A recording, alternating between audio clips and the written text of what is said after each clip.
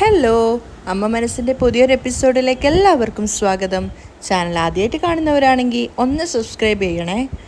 അപ്പോൾ ചന്ദ്രിക ആകാശിൻ്റെ അച്ഛനോടും അമ്മയോടുമായിട്ട് പറയുന്നുണ്ട്. കാരണം ആകാശിൻ്റെ അച്ഛൻ അവനോട് പറയാണ് ആരതിയെ ഉപേക്ഷിച്ചിട്ട് അവർക്കൊപ്പം തന്നെ തിരിച്ചു പോവാൻ. അപ്പോൾ ചന്ദ്രിക പറയുന്നുണ്ട്, താലി എന്ന് വിചാരിച്ചാൽ നിങ്ങൾ അത്രയും നിസ്സാരമായിട്ടാണോ കാണുന്നത്? താലി എന്ന് വെച്ച് കഴിഞ്ഞാൽ ഒരു സ്ത്രീയും പുരുഷനും ഭാര്യയും ഭർത്താവായി ഇനി അവരുടെ ജീവിതം മുന്നോട്ട് കൊണ്ടുപോകുന്നത് ആ താലിയാണ്. അപ്പോൾ നിങ്ങൾ വിചാരിക്കുന്നത് പോലെ അത് അത്ര പെട്ടെന്നൊന്നും അറുത്തു മാറ്റാൻ സാധിക്കില്ല. ഞാനൊരു കാര്യം പറയാം, ആകാശിനൊപ്പം ആരതിയെയും കൂടി സ്വീകരിക്കാൻ തയ്യാറാണെങ്കിൽ നിങ്ങൾക്കിവിടെ നിൽക്കാം, അതല്ലെങ്കിൽ നിങ്ങൾക്കിവിടെ നിന്ന് പോവാം. അതായത് വീട്ടിൽ നിന്ന് ഇറക്കി വിടുന്നതിന് തുല്യം എന്നൊരു രീതിയിലാണ് ചന്ദ്രിക സംസാരിക്കുന്നത്. ചന്ദ്രിക അത്രയും ദേഷ്യത്തോടെ പറഞ്ഞത് കേട്ടപ്പോൾ ആരും ഒന്നും മറുത്തു പറയുന്നുണ്ടായിരുന്നില്ല. അപ്പോൾ ആകാശിൻ്റെ അച്ഛൻ അവനോട് പറയുന്നുണ്ട്, ഏയ് കേട്ടില്ലേടാ പറയുന്നത്? ഇങ്ങനെ നാണം കെട്ടിട്ട് ഭാര്യ വീട്ടിൽ ഇങ്ങനെ താമസിക്കണോടാ? വാ എൻ്റെ കൂടെ. അച്ഛാ കൈവിടച്ചാ, നിന്നോട് മര്യാദക്കല്ലേ പറഞ്ഞത്, വാ എൻ്റെ കൂടെ എന്നും പറഞ്ഞിട്ട് ആകാശിൻ്റെ അച്ഛൻ അവൻ്റെ കൈയും പിടിച്ച് വലിച്ച് കൂട്ടിക്കൊണ്ട് പോവാണ്. പെട്ടെന്നായതുകൊണ്ട് ആകാശിനും ഒന്നും തിരിച്ചു ചെയ്യാൻ പറ്റിയില്ല. അവൻ തിരിഞ്ഞ് ആരതിയെ നോക്കുവാണ്. ഏട്ടാ ആകാശിനെ അവർ കൊണ്ടുപോകുന്നു എന്നും പറഞ്ഞുകൊണ്ട് ആരതി അവർക്ക് പിന്നാലെ പോവുകയാണ്. അതുപോലെ തന്നെ സിദ്ധാർത്ഥും പോകുന്നുണ്ട്. പെട്ടെന്ന് എന്താ ചെയ്യേണ്ടതെന്ന് ചന്ദ്രയ്ക്ക് മനസ്സിലായിട്ടുണ്ടായിരുന്നില്ല. ആകാശിൻ്റെ അച്ഛനാണെങ്കിൽ ഓരോന്നൊക്കെ പിറുപിറുത്തുകൊണ്ടാണ് പോകുന്നത്. ഇവരുടെ സ്വഭാവം ഇങ്ങനെ തന്നെയാണ്, ഇവിടെ നിന്നാൽ നീ ഇനിയും അനുഭവിക്കേണ്ടി വരും. അച്ഛാ പ്ലീസ് അച്ഛാ വേണ്ട അച്ഛാ, വിടച്ചാ, നിന്നോട് മര്യാദയ്ക്കല്ലേ പറഞ്ഞത് എന്നൊക്കെ പറഞ്ഞ് ആകാശിൻ്റെ അച്ഛൻ അവൻ്റെ കൈ പിടിച്ച് വലിക്കുകയാണ്. അപ്പോൾ ആരതിയും പിന്നീട് പറയുന്നുണ്ട്, അങ്കിൾ വിട അങ്കിൾ, പ്ലീസ് അങ്കിൾ. വാതിലിൻ്റെ അടുത്തെത്തിയ സമയത്ത് ആകാശ് പറയുന്നുണ്ട്, അച്ഛാ കൈവിട്. അപ്പോൾ അയാൾ ദേഷ്യത്തോടെ കൈ വലിച്ചു വിടുകയാണ്. അപ്പോൾ ആകാശ് ഭയത്തോടെയും ബഹുമാനത്തോടെയും തന്നെയാണ് സംസാരിക്കുന്നത്. അച്ഛാ എന്നോട് ക്ഷമിക്കച്ചാ, ഞാൻ നിങ്ങളുടെ കൂടെ വരുന്നില്ല. ആകാശിൻ്റെ തീരുമാനം കേട്ടപ്പോൾ എല്ലാവർക്കും സന്തോഷമുണ്ട്, പക്ഷെ അതുപോലെ തന്നെ ആശങ്കയുണ്ടായിരുന്നു. അപ്പോൾ ആകാശ് അച്ഛനോട് പറയുന്നുണ്ട്, ആരതിയെ നിങ്ങൾ സ്വീകരിച്ച് എന്ന് പറ, അങ്ങനെയാണെങ്കിൽ ഞാൻ നമ്മുടെ വീട്ടിലേക്ക് വന്നോളാം. അത് കേട്ട സമയത്ത് അയാൾ ഭാര്യയുടെ മുഖത്തേക്ക് നോക്കുവാണ്, അതായത് ആകാശിൻ്റെ അച്ഛൻ അമ്മയുടെ മുഖത്തേക്ക് നോക്കുകയാണ്. അപ്പോൾ ആകാശ് തീർത്ത് പറയുന്നുണ്ട്, ആരതിയെ സ്വീകരിക്കുന്നില്ലെങ്കിൽ ഞാൻ നിങ്ങളുടെ കൂടെ നമ്മുടെ വീട്ടിലേക്ക് വരാൻ ഉദ്ദേശിക്കുന്നില്ല അച്ഛാ. ആകാശിൻ്റെ തീരുമാനം ഉറച്ചതായിരുന്നു. അപ്പോൾ ചന്ദ്രിക സന്തോഷത്തോടെ അഭിമാനത്തോടെ നിൽക്കുകയാണ്. പക്ഷേ ജാനകിക്കും സിദ്ധുവിനൊക്കെ നല്ല ഭയം ഉണ്ടായിരുന്നു. ആകാശ് അയാൾ എന്തൊക്കെ പറഞ്ഞ് ഭയപ്പെടുത്തി കൊണ്ടുപോകുമെന്നൊക്കെ വീണ്ടും വിചാരിച്ചിട്ട്. അപ്പോൾ അവൻ്റെ അച്ഛൻ അവനോട് പറയുന്നുണ്ട്, ശരി അങ്ങനെയാണെങ്കിൽ ഞങ്ങൾ മരിച്ചു എന്ന് കേട്ടാൽ പോലും ഞങ്ങളുടെ ബോഡി കാണാൻ പോലും നീ വരാൻ പാടില്ല. അത് കേട്ട് ആകാശും ബാക്കിയുള്ള എല്ലാവരും ഒരുപോലെ വിഷമത്തോടെ നിൽക്കുകയാണ്. അപ്പോൾ അയാൾ പറയുന്നുണ്ട്, ഇന്നത്തോടെ നീയും ഞങ്ങളും തമ്മിലുള്ള എല്ലാ ബന്ധവും അവസാനിച്ചു കഴിഞ്ഞു. അങ്കിൾ ആരതി വിളിക്കുന്നുണ്ട്. അച്ഛാ ആകാശം വിളിക്കുകയാണ്. ബാക്കിയുള്ള എല്ലാവരും അയാളുടെ ആ ഒരു പ്രതികരണം കേട്ടിട്ട് ഇയാളെന്താ ഇങ്ങനെയും ചിന്തിക്കുകയാണ്. അപ്പോഴേക്കും അയാൾ പറയുന്നുണ്ട്, ഇനി ജീവിതകാലത്ത് നമ്മൾ തമ്മിൽ കാണില്ല, വാടി എന്നും പറഞ്ഞുകൊണ്ട് ഭാര്യയുടെ കൈപിടിച്ച് അയാൾ വലിച്ചു കൂട്ടിക്കൊണ്ട് പോവാണ്. അച്ഛാ ആകാശ് പിന്നീന്ന് വിളിക്കുന്നുണ്ടെങ്കിൽ അയാൾ തിരിഞ്ഞു പോലും നോക്കുന്നുണ്ടായിരുന്നില്ല. ആകാശ് ആകെ വിഷമത്തിലായിട്ടുണ്ടായിരുന്നു. അവൻ എന്താ ചെയ്യേണ്ടതെന്ന് എത്തും പിടിയുമില്ല. ആകെ നിരാശനായിട്ട് നിൽക്കുകയാണ്. അവനെ ആ ഒരു അവസ്ഥയെ കാണുമ്പോൾ ആ വീട്ടിലുള്ള എല്ലാവരുടെയും സന്തോഷം തീർന്നിട്ടുണ്ടായിരുന്നു. കാരണം അതുവരെ എല്ലാവരും നല്ല സന്തോഷത്തോടെയാണ് ഉണ്ടായിരുന്നത്, കല്യാണത്തിന് ശേഷമുള്ള ഓരോരോ ആഘോഷങ്ങളൊക്കെ ആയിട്ട്. അപ്പോൾ ആകാശ് അവിടെ സ്റ്റക്കായിട്ട് നിൽക്കുന്ന കണ്ടപ്പോൾ ആരതി ഡയറക്റ്റായിട്ട് അവനെ വിളിക്കാതെ സിദ്ധുവിനോട് പറയാണ്, ഏട്ടാ. അപ്പോൾ സിദ്ധു വിളിക്കുന്നുണ്ട്, ആകാശ് ഇങ്ങ് വാ, അകത്തേക്ക് വാ എന്ന് പറഞ്ഞിട്ട് അകത്തേക്ക് കൂട്ടിക്കൊണ്ട് വരികയാണ്. ആരതിയോടും വരാൻ പറയുന്നുണ്ട്. എല്ലാവരും ഉള്ള ഹാളിലെത്തിയ സമയത്ത് മുത്തശ്ശൻ ആകാശിനോട് പറയാണ്, മോനെ നിൻ്റെ അച്ഛൻ്റെ അമ്മയുടെയും ദേഷ്യം എനിക്ക് മനസ്സിലാവുന്നുണ്ട്. ഒരച്ഛനും തങ്ങളുടെ മക്കളെ വിട്ടുകൊടുക്കില്ല. കുറച്ചു കാലത്തിന് ശേഷം മോൻ്റെ അച്ഛൻ്റെ അമ്മയുടെയും സ്വഭാവം മാറുമെന്ന് തന്നെയാണ് എൻ്റെ വിശ്വാസം. അദ്ദേഹം സംസാരിക്കുമ്പോൾ എല്ലാവരും മിണ്ടാതെ കേട്ട് നിൽക്കുകയാണ്. അപ്പോൾ അദ്ദേഹം പറയുന്നുണ്ട്, മനുഷ്യർക്ക് ദേഷ്യം വരാം, പക്ഷേ അഹങ്കാരം വരരുത്, ഞാനെന്ന ഭാവം വരാൻ പാടില്ല. മോൻ്റെ അച്ഛനെ അത് ധാരാളം ഉണ്ട്. അത് കേട്ടപ്പോൾ ആകാശിനാകെ സങ്കടമാവുകയാണ്. അപ്പോൾ മുത്തശ്ശൻ പറയുന്നുണ്ട്, എന്ന് മോൻ്റെ അച്ഛൻ്റെ അഹങ്കാരവും ഞാനെന്ന ഭാവവും മാറുന്നുവോ അന്ന് അദ്ദേഹം നിങ്ങളെ രണ്ടുപേരെയും സ്വീകരിക്കും. ആകാശ് വിഷമത്തോടെയാണ് കേട്ട് നിൽക്കുന്നത്. ഒന്നുമില്ലെങ്കിലും അവൻ്റെ അച്ഛനും അമ്മയും ആണല്ലോ. അപ്പോൾ അദ്ദേഹം പറയുന്നുണ്ട്, മോൻ ഓരോന്ന് ആലോചിച്ചിട്ട് വെറുതെ മനസ്സ് വിഷമിപ്പിക്കേണ്ട. അപ്പോൾ ആരതിയെ നോക്കുന്ന സമയത്ത് അവളും അത് തന്നെയാണ് തലകൊണ്ട് സമ്മതിച്ച് പറയുന്നത്. ജാനകിയും ലക്ഷ്മിയും മഹേന്ദ്രനും എല്ലാവരും വിഷമത്തോടെയാണ് നിൽക്കുന്നത്. എന്നിട്ട് അദ്ദേഹം ആരതിയോട് പറയാണ്, മോളെ ആരതി, നീ ആകാശിനെയും കൂട്ടിക്കൊണ്ട് റൂമിലേക്ക് പോ. ശരി മുത്തശ്ശ എന്ന് പറഞ്ഞിട്ട് ആകാശിനെയും കൂട്ടിയിട്ട് ആരതി മുകളിലേക്ക് പോവുകയാണ്. അവർ പോകുന്നത് നോക്കി എല്ലാവരും വിഷമത്തോടെയാണ് നിൽക്കുന്നത്. അപ്പോൾ മുത്തശ്ശൻ പറയുന്നുണ്ട്, ഒരുപാട് നാളുകൾക്ക് ശേഷമാണ് നമ്മുടെ വീട്ടിൽ ഒരു നല്ല കാര്യം നടന്നത്. അതെല്ലാവരും സന്തോഷത്തോടെ കൊണ്ടാടണം. ആരും ആകാശിൻ്റെ അച്ഛൻ അവനോട് മോശമായി പെരുമാറിയതോർത്ത് സങ്കടപ്പെട്ട് നിൽക്കേണ്ട. എല്ലാവരും വിഷമത്തോടെ തന്നെയാണ് ഉള്ളത്. അപ്പോൾ അദ്ദേഹം പറയുന്നുണ്ട്, ആരതിക്കും ആകാശിനും നല്ലൊരു നേരം നോക്കിയിട്ട് ശാന്തി മുഹൂർത്തത്തിലുള്ള കാര്യങ്ങളൊക്കെ ചെയ്യൂ. ശരി അച്ഛാ, ലക്ഷ്മിയാണ് പറയുന്നത്.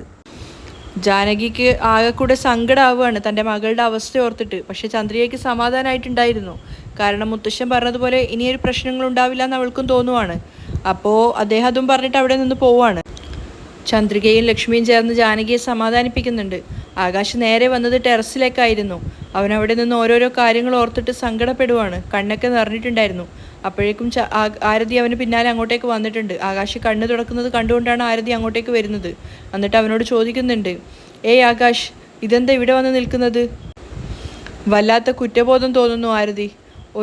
പെട്ടെന്ന് വന്നൊരു തീരുമാന നിമിഷത്തിലാണ് ഞാൻ നിന്റെ കഴുത്തിൽ താലി കെട്ടിയത്.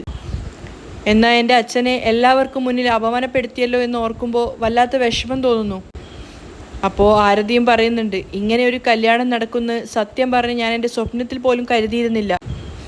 എന്നാൽ ഇങ്ങനെയൊക്കെ ആയിരിക്കും എൻ്റെ കല്യാണം നടക്കണമെന്നുള്ളത് ദൈവം എൻ്റെ തലയിൽ എഴുതിയിരിക്കുന്നു എന്ന് തോന്നുന്നു. ചന്ദ്രികയും സിദ്ധുവും ചേർന്ന് എത്ര പ്രാവശ്യം നമ്മളെ കാര്യത്തെക്കുറിച്ച് തൻ്റെ അച്ഛനോട് സംസാരിച്ചിട്ടുണ്ട് എന്നറിയാമോ? എന്നാൽ അവരത്രയും കെഞ്ചി പറഞ്ഞിട്ടും അദ്ദേഹം സ്വീകരിച്ചതേയില്ല. അതുകൊണ്ടല്ലേ ഇപ്പം ഇങ്ങനെ ഒരു കല്യാണം നടക്കേണ്ടി വന്നത്. നിന്റെ അച്ഛന് കുറച്ചൊക്കെ വിട്ടുതരാമായിരുന്നു എങ്കിൽ എല്ലാവരുടെയും അനുഗ്രഹത്തോടെയും സന്തോഷത്തോടെയും നല്ല രീതിയിൽ ഈ കല്യാണം നടക്കുമായിരുന്നു. എന്നാൽ നിന്റെ അച്ഛൻ കുറച്ചുപോലും വിട്ടു തരുന്നതേ ഇല്ലല്ലോ. ഇപ്പോൾ നമ്മുടെ കല്യാണം കഴിഞ്ഞതിന് ശേഷം പോലും ഈ വീട്ടിൽ വന്നിട്ട് എൻ്റെ താലി അറുത്തു മാറ്റാനാണ് അദ്ദേഹം ആഗ്രഹിക്കുന്നത്. എന്നെ വളരെയധികമാണ് അദ്ദേഹം വിഷമിപ്പിക്കുന്നത്. എനിക്കത് താങ്ങാൻ പോലും സാധിക്കുന്നില്ല. ആരതിയുടെ കണ്ടിടറുന്നുണ്ടായിരുന്നു. അതൊക്കെ കേട്ടതിന് ശേഷം ആകാശ് അവളോട് പറയുന്നുണ്ട്, എൻ്റെ അച്ഛൻ അങ്ങനെയൊക്കെ പെരുമാറിയത് തെറ്റ് തന്നെയാണ്. പക്ഷെ അദ്ദേഹം ഇങ്ങനെയൊക്കെ പെരുമാറാൻ നിന്റെ അച്ഛനും ഒരു കാരണമാണ്. രണ്ട് വീട്ടുകാരുടെയും സമ്മതത്തോടെയും അനുഗ്രഹത്തോടെയാണ് നമ്മുടെ കല്യാണ നിശ്ചയം കഴിഞ്ഞത്. എന്നാൽ നിന്റെ അച്ഛൻ ചെയ്ത ആ ഒരു വലിയ തെറ്റ് കാരണമാണ് എൻ്റെ അച്ഛന് നിങ്ങളുടെ വീട്ടുകാരോടുള്ള വിശ്വാസം നഷ്ടപ്പെട്ടത്. അത് കേട്ട് ആരതിയുടെ മുഖാകെ വാടുവാണ്. അപ്പോൾ ആകാശ് പറയുന്നുണ്ട്, ഞാൻ നിന്റെ അച്ഛനെ കുറ്റപ്പെടുത്തിയതല്ല, എൻ്റെ അച്ഛനെ കുറ്റപ്പെടുത്താനും ഞാൻ ആഗ്രഹിക്കുന്നില്ല. പക്ഷേ എൻ്റെ അച്ഛനും അമ്മയ്ക്കും വിശ്വാസവഞ്ചകനായോ എന്നോർത്ത് എൻ്റെ മനസ്സ് വല്ലാതെ വേദനിക്കുന്നു.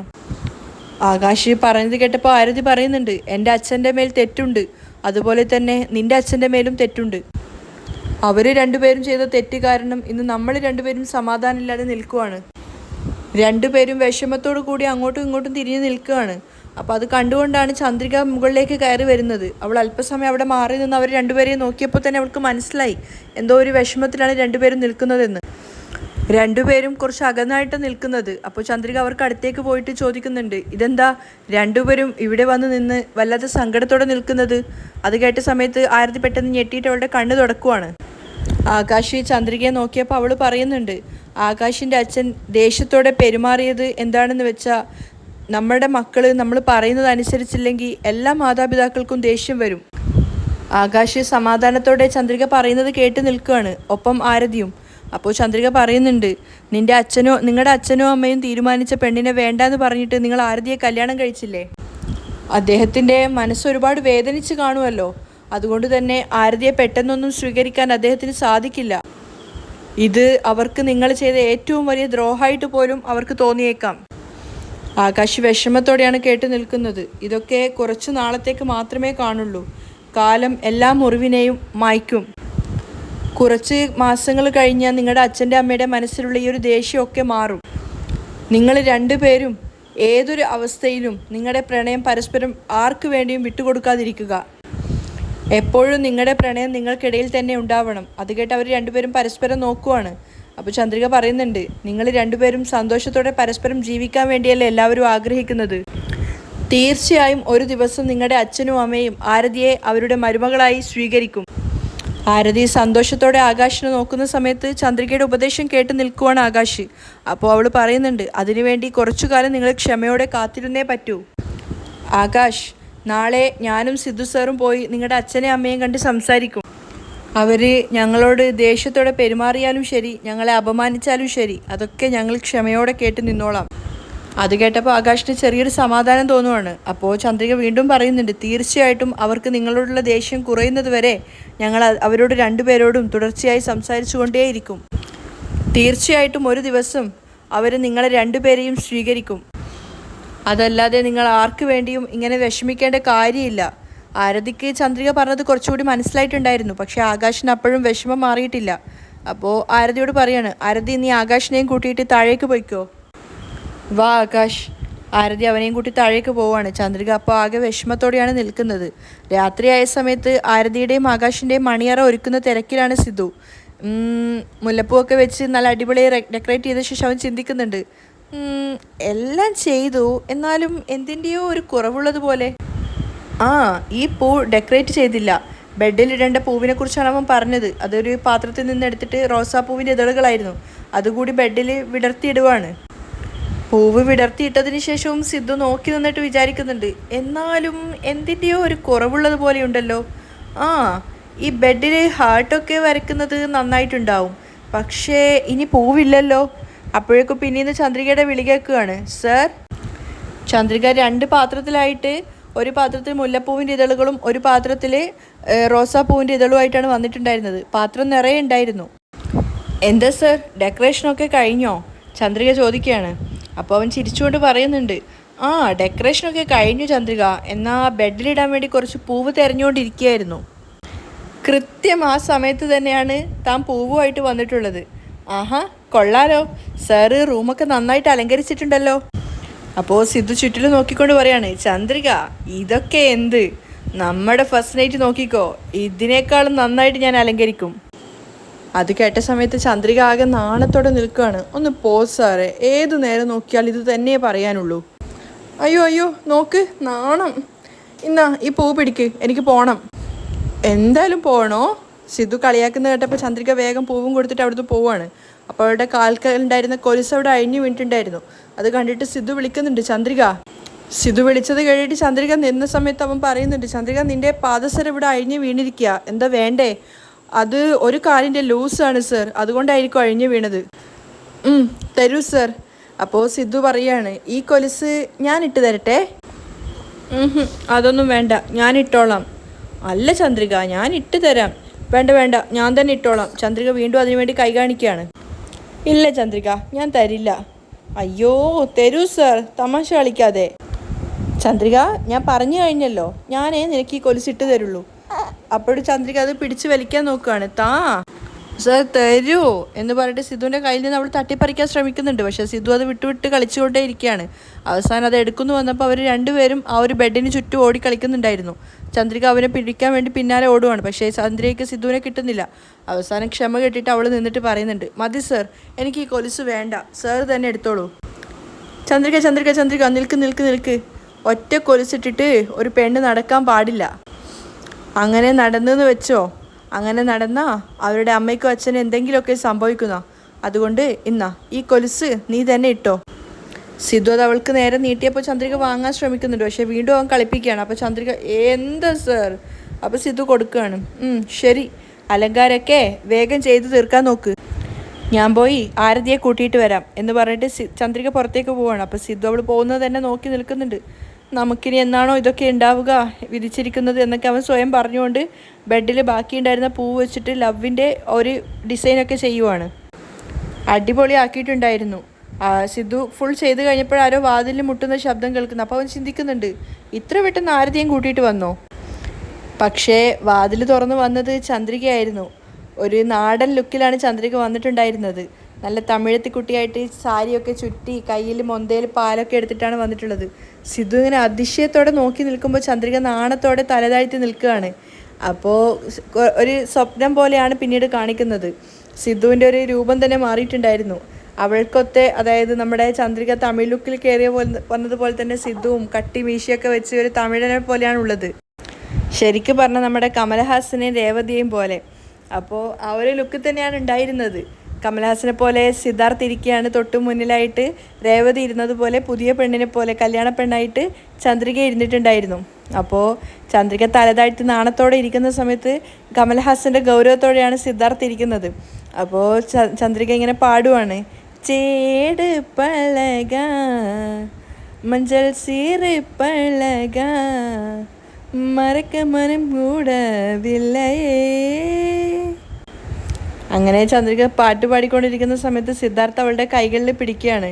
പെട്ടെന്ന് ചന്ദ്രിക ഷോക്കായതുപോലെ പാട്ട് സ്റ്റെക്കായിട്ടാണ് പാടുന്നത്. അപ്പോൾ സിദ്ധു നമ്മുടെ കമൽഹാസൻ ചോദിച്ച പോലെ എന്തു പറ്റി?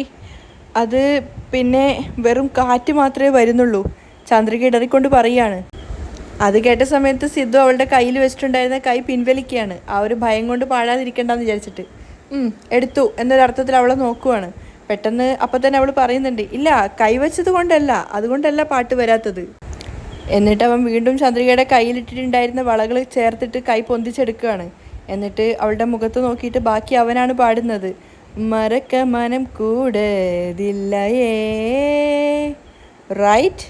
അവൻ അവളെ നോക്കി ചോദിക്കുകയാണ്. അയ്യോ ഞാൻ മറന്നുപോയല്ലോ, ചന്ദ്രിക പറയുകയാണ്. അപ്പോൾ സിദ്ധുവാണ് ബാക്കി പാടുന്നത്. ചേട് പഴകി മഞ്ചൾ സീറി പഴകി കളർ ചീറി പഴകി മറക്ക മനം കൂടവില്ലയേ, മറക്കുമാ എന്ന വണ്ണോ മയക്കുമാ പഞ്ചവണ്ണോ മടിയില എന്ന വണ്ണോ വാ ജേട് പഴകി മഞ്ചൾ സീറ് പഴകി കള്ളച്ചീറ് പഴകി മറക്ക മനം കൂടവില്ലയേ. അവർ രണ്ടുപേരും പരസ്പരം പ്രണയത്തോടെ നിൽക്കുകയാണ്. അതിനുശേഷം രണ്ടുപേരും ബെഡിലേക്ക് കിടക്കുന്നുണ്ടായിരുന്നു. പിന്നീട് ആ സോങ്ങിൻ്റെ ബാക്കിയാണ് കണ്ടിന്യൂ ആയിട്ട് പോയിക്കൊണ്ടിരിക്കുന്നത്.